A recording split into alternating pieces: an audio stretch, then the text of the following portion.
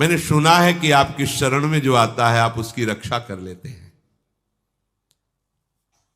आपकी जो शरण में हो जाता है वो इस भूमि पर, भारत भूमि पर, विश्व पर निर्भय विचरण करता है, कोई उसे भय नहीं प्रदान कर सकता। प्रभु, मैं इस माता के उदर में माया का रहस्य न जानने के कारण ऐसे कर्म किए कि मैं आ गया हूं, बहुत दुख पा रहा हूं।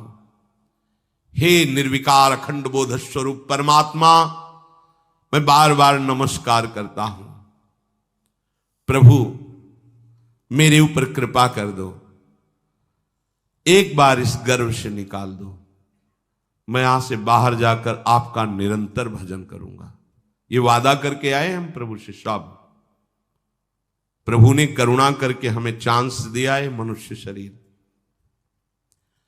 प्रभु, मैं बहुत जन्मों से इस समय स्मृति आ रही देख रहा हूं, कर्मों में भटकता रहा आपसे विमुख होकर के।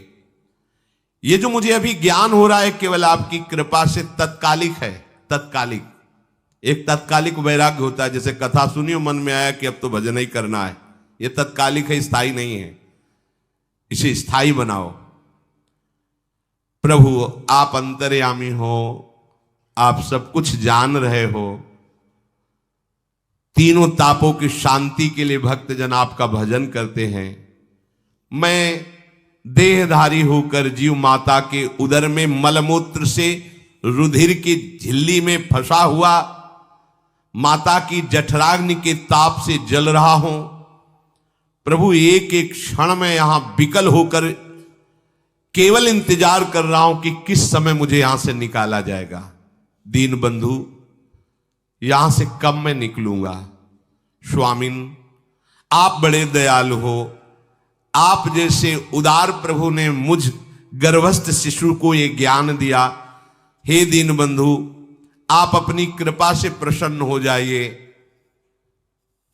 प्रभु, एक बार निकाल दीजिए, मैं ऐसा भजन करूंगा कि दोबारा संसार के दुख में नहीं आऊंगा। कपिल भगवान कहते हैं, हे माता, वो गर्भस्थ बालक शिशु भगवान से प्रार्थना करता है, भगवान का आदेश होता है, तत्काल प्रसव वायु धक्का मारती है। जे ही प्रसव वायु धक्का मारती तो उसको ऐसा भयंकर कष्ट होता है, जैसा पीछे लिखा है कि जैसे जिंदा किसी की चमड़ी उतारी जाए, ऐसा मां के गर्भ से निकलते समय उसे कष्ट होता है। वो अत्यंत कष्ट से व्याकुल होता है। उसी समय उसका वो ज्ञान नष्ट हो जाता है जो भगवान ने दिया था। उस समय उसकी श्वास की गति रुक जाती, जैसे किसी का गला दबा दिया जाए तो कैसा लगेगा। ऐसे ही पूरी की पूरी भागवती की स्मृति नष्ट हो गई। होश आया तब देखा कि वो बाहर पड़ा हुआ है, माता के उस मलमूत्र में सना हुआ बिष्ठे की कीड़े की तरह। गर्भवास में जो दिव्य ज्ञान प्रकट हुआ था भगवान की कृपा से, वो सब नष्ट हो गया। भूमि परत भा ढाबर पानी, तिम जीवे माया लपटानी। चेतन आई तो रोने लगा। वो ज्ञान कहां गया, वो ज्ञानदाता कहां गया।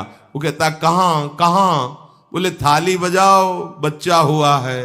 और वो तो रो रहा है कि कहां, वो ज्ञान कहां गया जिसके बल से मैं कह रहा था कि बाहर निकाल दो, मैं आपका भजन करूंगा। सब खत्म ज्ञान।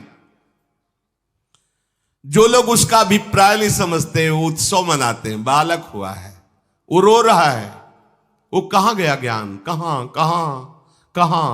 छोटा बालक यही रोक कहता कहां। अभी जो ज्ञान उत्पन्न हुआ था, जो अभी भगवान का बोध हुआ था, वो कहां गया, कहां गया। घर परिवार के लोग उसका पालन पोषण करते रहते हैं, उसमें कोई निषेध करने की शक्ति नहीं हो रही। मच्छर काट रहा है, दुख हो रहा है, हटा नहीं सकता बालक। उस जीव को शिशु अवस्था में जब कपड़ों पे लिपेट कर ऐसे लिटाया जाता है तो इतना कोमल त्वचा होती कि कपड़े भी उसको, जैसे खुजलाहट है, पीड़ा है या जलन है, बिल्कुल कोमल त्वचा होती, कुछ नहीं कर सकता, वो बस रो सकता है।